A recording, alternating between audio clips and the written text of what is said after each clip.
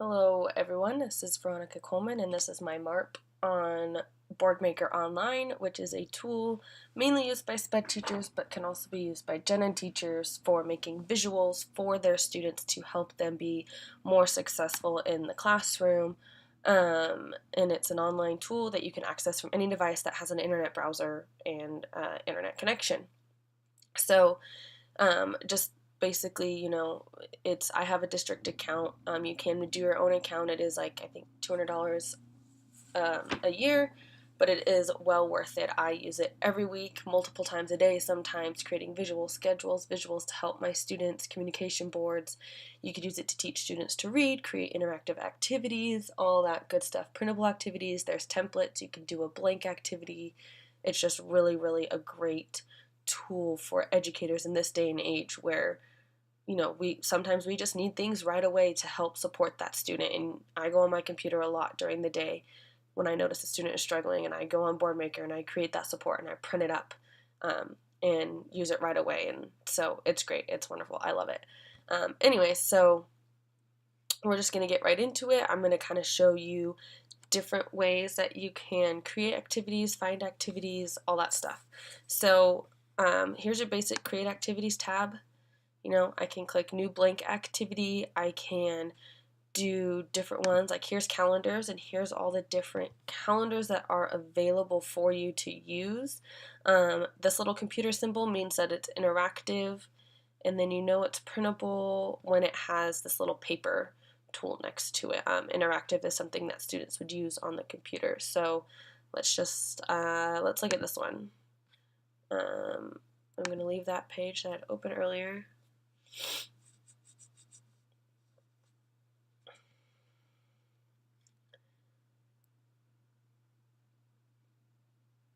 And this is something that your students could use in the classroom to practice their days of the month, things like that. So just kind of tells you the settings of the activity, which you can change.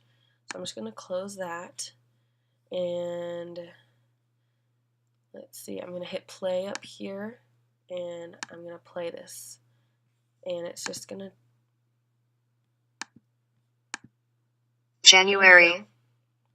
So it tells you the days of the year. So then they can do, like, say there's no school on January 6th. No school. And say it's my birthday on this day. Birthday. Then I can make my own calendar. And if I don't know what these mean, I can click on Wednesday.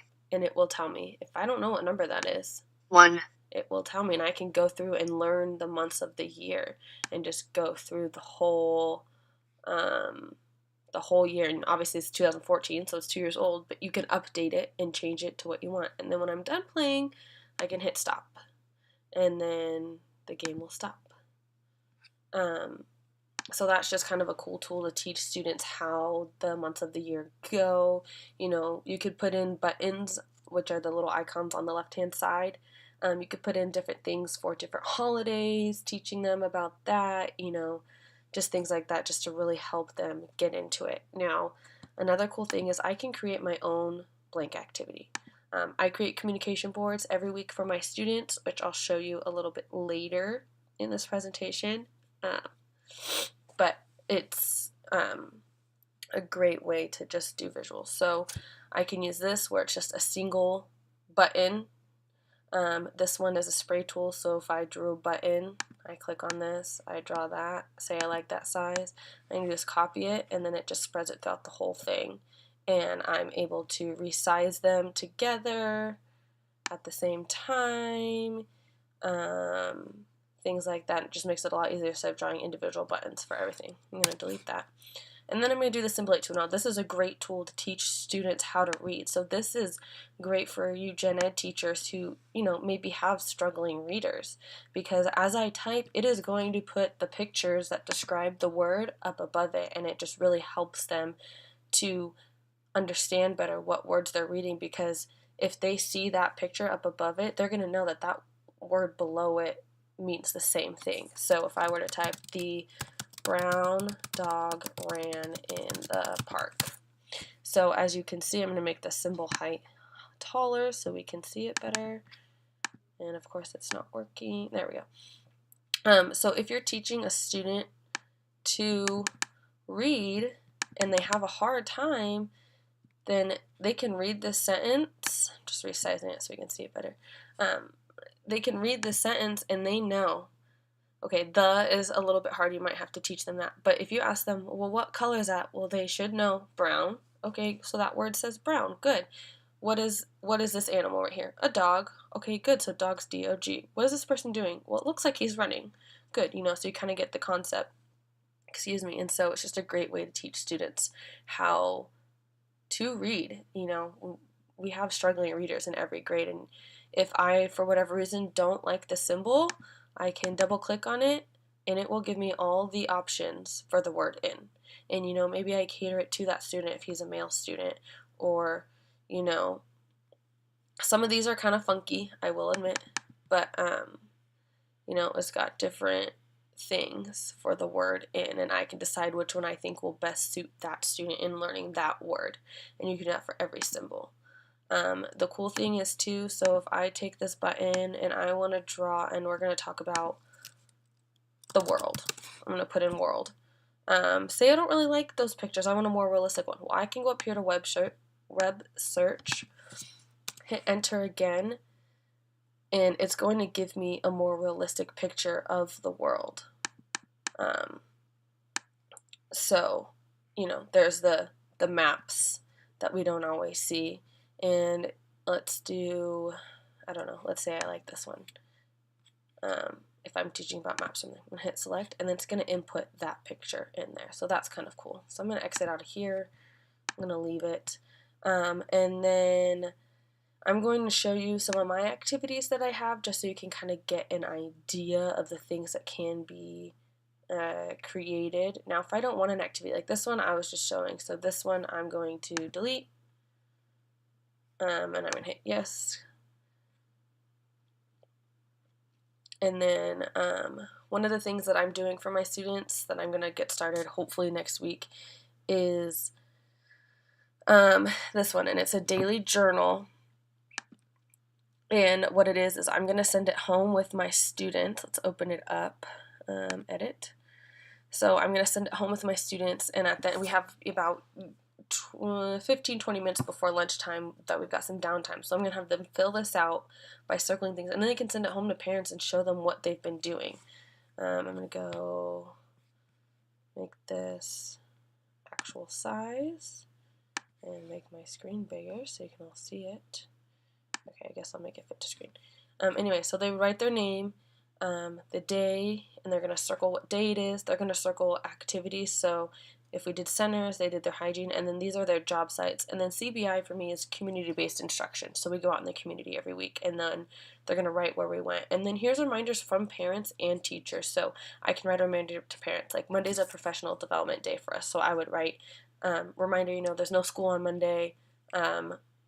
We, have a good 3-day weekend or whatever. Or if parents are going to be gone, or if they know that something's going to be up with their student, or I guess their son or daughter that day, they can write me a reminder on there and just say, hey, heads up, like we had a bad morning, or, heads up, like we're going to be out of town the next few days, or, whatever it is. Just, it helps create that parent communication. And you can, and I'm using this for adult age students. So you could really use it. You could even use it in elementary school, and it's a great way, again, to teach students those key words that we use in everyday life, and it helps teach them the sequence of the days. That's kind of a tough thing sometimes is, well, what day is it? One of my students always thinks that it's Tuesday for whatever reason. Every day is Tuesday. But, so it's teaching them the days of the week, and then teaching them about where they're going for that day and things like that. So that's really cool. And then I'm going to go back here, and I have a couple of interactive activities that we could look at. All of these, the asking for help, sense of humor, those are all my communication boards for my students. So before I do the interactive one, I'll show you the asking for help. So we do social skills every week, and so I have communication boards to help them come up with the answers for the questions on their workbook pages that they have. So this even helps my highest student who has really good functional communication and all that stuff. But sometimes I'll ask him a question and he'll just tell me, he's like, well, I don't know. And I'm like, okay, look at your communication board. Maybe it can give you some ideas. And then he's like, well, I think they were doing this. So even my highest students, it helps them. And then my ones that are nonverbal, it helps them to point to, like, if I ask them, okay, what's something you need help with? Well, sometimes they point to warm up. And then back to my board maker. So I have some interactive ones. So I made this one, matching money. Some of my students have a hard time knowing what's a quarter, what's a dime, things like that. So I'm just going to play the activity and just kind of show you all what we can do. So I have to match each item on the left with the one on the right that it goes with. So I did the front and backs of things. Penny. So that's a penny. Penny. And see, and then that's right. And then let's see, if I get it wrong, let's say I do dime with nickel. Dime. Nickel. See, it'll... Sorry, that's not a match. It'll tell me that it's not a match, so then I have to try again. So dime. Dime. And dime. Dime. So it's pretty cool. That's right. Sorry, I can even print it and have them do it, drawing with a pen or pencil or whatever, working on those fine motor too. And so you can see, like, if I'm helping the student, this blue line means that I originally got it wrong. This green line means that I got it right on the first try. So I'm going to stop that. Yes, I'm going to leave anyway. So there's all these different things that you can do. Now another cool thing is that your students can be on here. So I can manage my students. I can assign activities to them. So let's see, let's look up Common Core standards, let's run that and see, and it'll show, now none of my students have done it, but it'll tell me, how long they've been on certain tasks. So let's click on Kate. And this is just about her. I can see her progress. If I have IEP goals that I want her to work on, I can plug them in and I can add them and track her progress on that. There's also recommendations based on their goals, and then her results based off the activities that she has done. And you can also have them, they can do it at home, at school, wherever. You can check their progress, all that different stuff. You can also find activities, so I can search activities up here. So if I want to do something on, washing your hands. So then comes up all these different activities, interactive, printable ones that talk about washing your hands, just different ways that, you can teach your students, how do we wash our hands? What's the proper way to do that? You can do that with anything. I can do adding. Let's see what comes up. So, there's an interactive one about adding fractions, adding with Halloween just to make it fun, another interactive one. Adding sums to 12, it's a rubric. Adding sums 10 and under, all that different stuff. You can search pretty much anything, and I can almost guarantee that it'll come up. And if it doesn't come up, well, then you can create it, and you can share it with your friends. You can share it with the community by making it public, all these different things. So in the community, I can look at my friends. So these are fellow teachers. So these are my friends, and we share activities with each other. So if I make an activity and I think it would really help any of these people, I can share my activity with them, and they can look at it, and then they can download it and have it in their Boardmaker. The other really nice thing about Boardmaker is you can go to help, and there's a help and training center. So like if I forgot how to do something, I can type in my question there. I can contact them. I can watch excuse me, I can watch how-to videos, tutorials on creating templates, instructional solutions, implementation ideas, more tutorials, troubleshooting, all these different things. So it's all there for me. And some of these tutorials and some of these videos are ones that we watched in trainings, and they're there for us, So here's these ones like online web trainings. So if I click on this, it's going to show me their last online web trainings, and I can access those online web trainings anytime that I want to. If I forgot something, if I was like, oh yeah, what did they say? How did that work out? So that's pretty much Boardmaker. That's it. It's very simple once you learn all the different buttons and things and how to use it, and it really is great for teaching our students how to read, giving them a voice when they don't have one, teaching them different concepts, getting them excited about learning, because you can make fun games. You can even do games that are themed around a holiday, but it's actually teaching them a certain skill or teaching them a certain, like teaching them money or something. So it's really great. And that is Boardmaker, and it is a wonderful tool. I hope you all learned something and found this a little bit valuable or intriguing. So yeah, there you go. Boardmaker Online.